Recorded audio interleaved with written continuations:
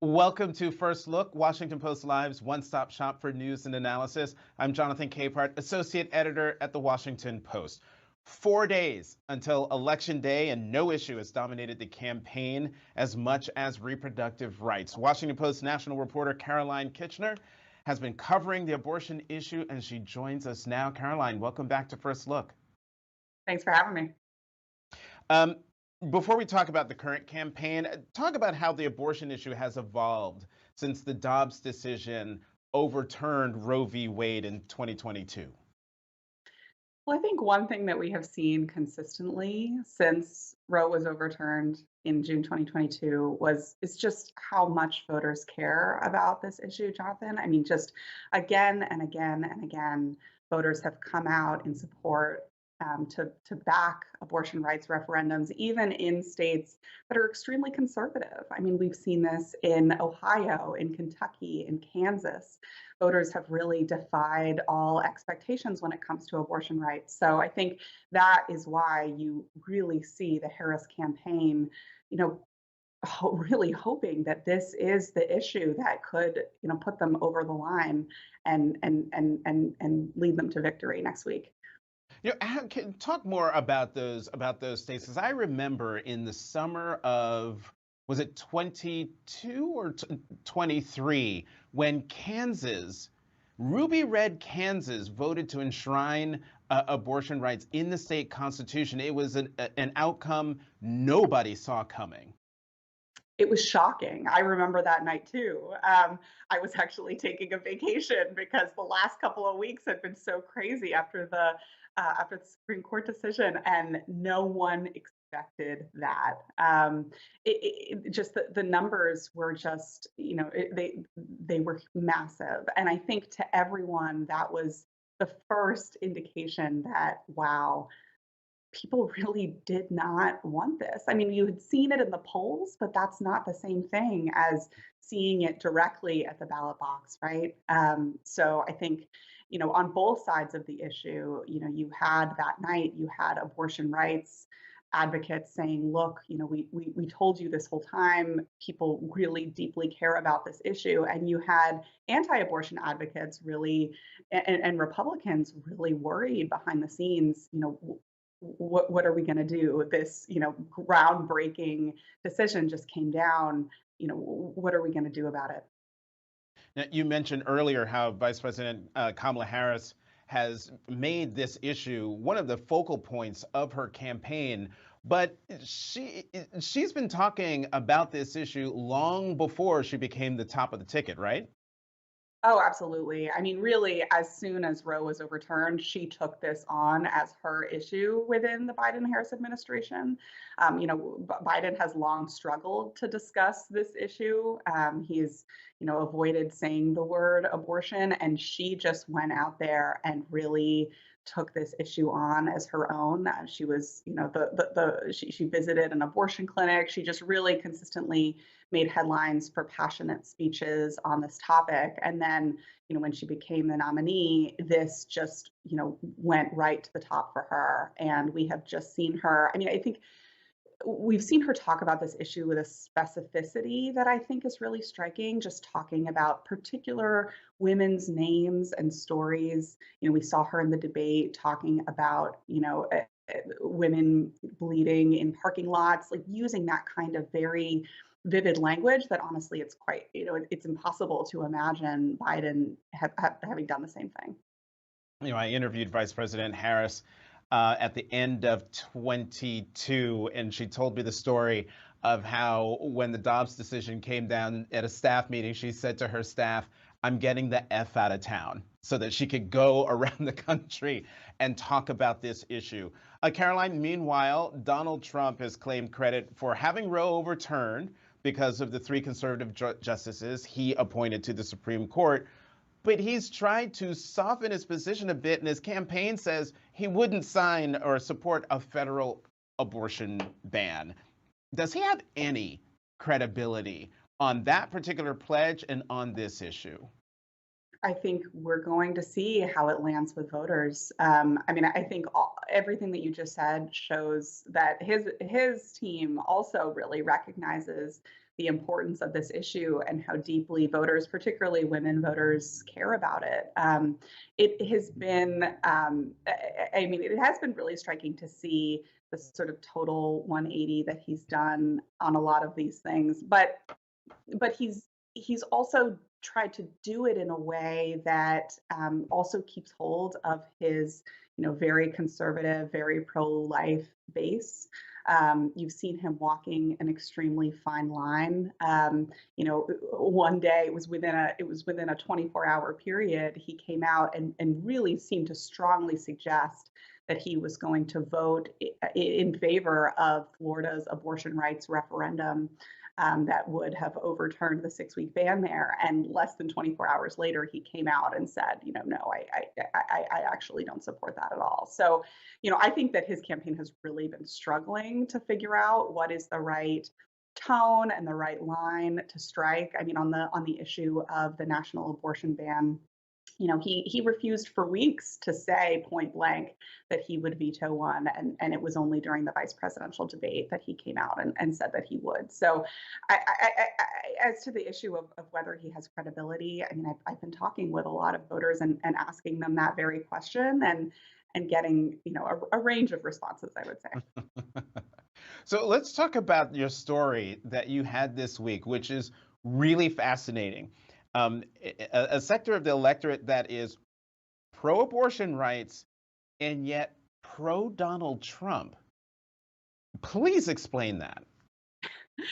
Well, I was so interested in this gap that we see between the support for the abortion rights amendments, or for the abortion rights referendums, I should say, in Arizona and Nevada, 2 key swing states. I mean, support there to pass those referendums is, I think it's 68% in Arizona and 80% in Nevada. And yet we see Trump and Harris really neck and neck there. And so I wanted to talk to the voters that really sat in that gap.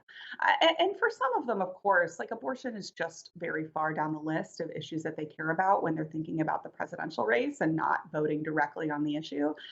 But for some of them, they do care really deeply. And what these women said to me, these are, I would say, a mix of independent and Republican women. They said to me, I believe him. They said, I'm not worried that he's going to go any further on abortion restrictions.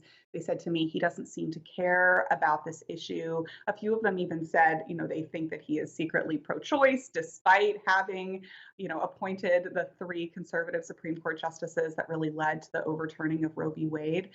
People were really willing to give him the benefit of the doubt in this area, I think, as they are, of course, on a lot of things. So we'll just really have to see how that demographic, the independent and Republican-leaning women who care about this issue, that is certainly a group that Harris has been trying to win. So we'll see. We'll see next week. We have 2 minutes left, but we're going to go just a little bit longer because I have 2 questions for you. Since Roe was overturned, 21 states have tightened restrictions on abortion, including 13 that have banned it. If elected, Vice President Harris says that if Congress sends her a bill that recodifies Roe, she would sign it. How likely is that to happen? It's very unlikely to happen. And that is something that I heard from a lot of the women that I was speaking to, those independents and Republicans that I was talking about. I mean, they recognize that there is very little that is likely to happen on this issue on the national level. What I will say is there is a lot more that a president who is hostile to abortion rights could do to change the national landscape on abortion. There are things that the federal agencies could do, particularly to the Department of Health and Human Services, could do on abortion pills that would really affect abortion access across the country, things that people are not talking about nearly as much as the national abortion ban, which is much less likely to happen. So, I think that Harris recognizes that is, a lot to explain, and national abortion ban, that's a very clear message. Right. Also, one of the things people don't know about is the Comstock Act, which would basically, if they started enforcing it, would create a national abortion ban without Congress having to do a thing. We can talk about that later because that's also deep in the weeds. Last question. How likely is it then that a state by state approach will be the way of the future for abortion access in America? Well, we have 10 states this year that are going to be voting directly on abortion access. And, I think a lot of advocates see that as a lot of abortion rights advocates see that as the most promising path forward. And anti abortion advocates are really fearful of these ballot initiatives. The thing about the ballot initiatives is that each state has different protocols about, what they can put on the ballot and the way in which they can put things on the ballot. And so in many of these states where there are really harsh bans, including Texas, it's a really difficult process, and in a lot of states it's just a lot less likely that that is something that could be directly put to the voters. So, I think for a lot of states that's going to be the way that they go. We have several extremely conservative states voting directly on abortion this year. States like Missouri that has a total ban and could potentially get rid of it because of how people vote. So that's something certainly that I'll be watching closely on election night. Washington Post national reporter Caroline Kitchener, thank you very much for coming back to First Look. Have a good weekend. Thank you. Time for the Opinions Roundtable. Buckle up, y'all. So let's go to the opinion side of the Washington Post, where we will find Washington Post associate editor and columnist Ruth Marcus and Washington Post contributing columnist Hugh Hewitt. Ruth, Hugh, welcome back to First Look. I'm buckled up. Thanks. All right. This is to both of you. We'll start. We are 4 days out from Election Day. Who's going to win and why? Hugh, you go first. I don't know. I do know that the major stories of this morning help Donald Trump. There are two. The jobs report just dropped. It was supposed to be 112,000 jobs created in October. It's only 12,000 jobs. Headline at the Washington Post, headline at the Wall Street Journal. Disaster for Kamala Harris. Absolute disaster because it refocuses on the economy, the number one issue in America, and on immigration, the number two issue in America, not on abortion, the number three issue in America. The second big issue is that today Iran threatened another strike on Israel. Israel, I think, will act preemptively to stop that this time. So we have a massive war in Ukraine, another strike on Israel. 7 Israelis were killed yesterday by Hezbollah missiles, and a Jewish man in Chicago was attacked by an illegal immigrant shouting Allahu Akbar, and they finally got him charged after a week of outrage. The environment is good for Trump. But every single prediction I've made for about 10 years has been wrong, so I don't make predictions anymore. So, one thing first, though, on the jobs, Hugh, you can't talk about those numbers and not point out that even the Labor Department points out that there were 2 hurricanes and a Boeing strike that played into the 12,000 job creation number. But I just leave that there. Ruth, you go. I agree with the first sentence that Hugh said. I don't know either. I disagree with everything else. First of all, I disagree on the impact of the jobs report. For one thing, millions and millions of people have voted early. Their vote can't be changed by this.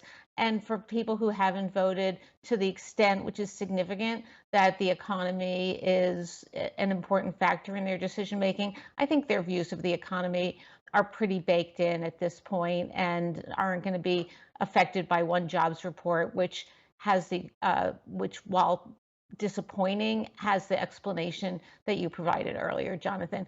And I think that the scary things that are going on between Israel and Iran are similarly not affecting voters.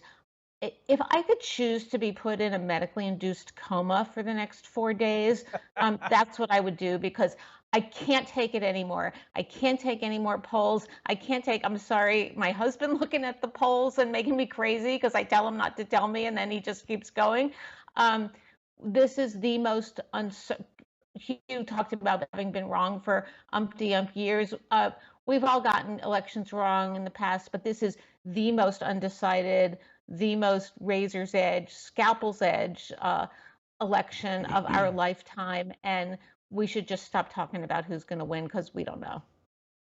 That is absolutely correct. We have no idea. And luckily, most people get to sit at home and watch and fret on their sofas. I'm going to be at PBS on camera trying to hold it together no matter what happens. So, speaking of the atmosphere that you mentioned, Hugh, Donald Trump last night during an event in Arizona on stage with Tucker Carlson, he called Liz Cheney, former congresswoman, Republican congresswoman who has endorsed Vice President Harris, he called her a war hawk and then said, and I'm quoting, "Let's put her with a rifle standing there with 9 barrels shooting at her. Let's see how she feels about it. You know, when the guns are trained on her face." Hugh, why are threats of violence or violent imagery such a prominent feature of his campaign, especially in these closing days? I think because he was shot in the head, Jonathan. I think the reason he is talking about violence against candidates is because he was shot in the head and a man sat in a nest, a gun nest at Mar-a-Lago. I think it was Mar-a-Lago, maybe it was the other one, Doral, trying to kill him. So we've had 2 assassination attempts in this election cycle. And yet they continue to use, and they include my friend Liz, fascist talk, the sort of incendiary rhetoric that leads to getting a presidential candidate shot in the head. So I think it is unfortunate that he went that far, but I also believe, I think I understand how someone who's been shot at and hit once is got it on his mind. And I think it's deplorable that we're calling a regular Republican who's not, my kind of Republican. I'm a Rob Portman, Gerald Ford Republican, a fascist. He's not a fascist. It's stupid. It's crazy and it's incendiary, and it should stop everywhere. And I wish that Kamala Harris would have asked for that months ago. Ruth, before I give you a chance to answer, I should point out that Donald Trump's violent rhetoric predates the 2 assassination attempts. Also, it's not just, it's his former chief of staff, Marine General Kelly, who called him a fascist, his former Joint Chiefs of Staff, who has issued major dire warnings about his former boss. So this isn't just coming out of nowhere, and it's not the fault of Democrats or the vice president. Ruth, your reaction to what Donald Trump said in Arizona? This kind of rhetoric is completely unacceptable, and it's dangerous. And as Hugh points out, and I think acknowledges, the person who should most understand the dangerousness of this rhetoric and has thrown it back and actually unfairly blamed Democrats for the assassination attempts, which are lamentable, and thank goodness they didn't succeed, is Donald Trump. No one should use language like this, Democrat or Republican. Nobody who is on the precipice of regaining the presidency potentially should use language like that about his opponents. And as you point out, Jonathan, there's a difference between name calling, which we have, and inciting, invoking the prospect of violence. That's a very scary thing. Republicans are very quick to call out Democrats when that happens. They should call out their own when the ex-president does it.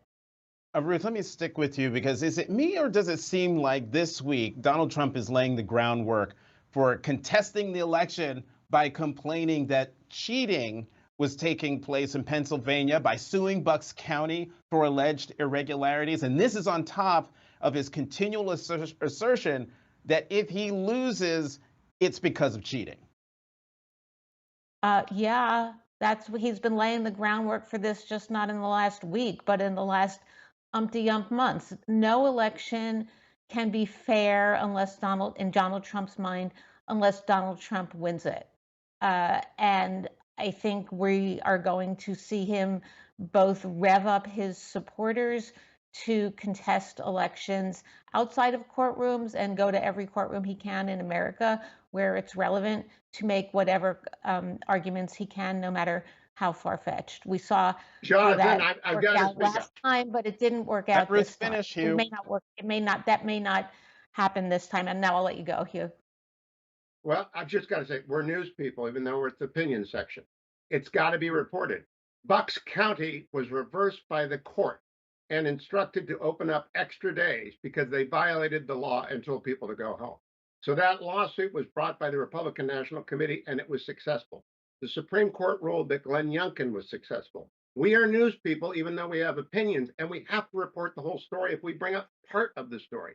So yes, he's upset about Bucks County, but he was right and he won in court. That's the story. I'll let you keep going, Jonathan. No, I don't appreciate being lectured about reporting when many times you come here saying lots of things that aren't. I won't come in back, fact. Jonathan. I'm But done. but I'm done. This is the most unfair election ad I have ever been a part of. You guys are working. That's fine. I'm done. So Ruth, you wrote a column this week ending with this line, and actually I think this is perfect. We're going to put it on the screen. You wrote, "You want to know the stakes of this election? Not only democracy, but decency." Talk more about that, Ruth. Okay, collecting myself. Oh, Ruth froze. Ruth is frozen. So hang in there, everyone. We're going to see if we can try to get Ruth back to this We're going to get Ruth back in a moment. This is First Look, Washington Post Live's nonstop shop for news and analysis, and Ruth is back. So I'm going to read that quote back again from your column, Ruth, where you wrote, "You want to know the stakes of this election? Not only democracy, but decency." We lost her again. Everybody, if you've been watching First Look, you know that these conversations can be interesting, contentious. You just saw Hugh Hewitt leave the conversation, which is lamentable, unfortunate. It is what it is. I am Jonathan Capehart. I want to thank you all very much for joining us on First Look. For more of these important conversations, please sign up for a Washington Post subscription. You can get a free trial by going to washingtonpost.com/live. Again, washingtonpost.com/live. I'm Jonathan Capehart. Thank you for watching Washington Post Live's First Look.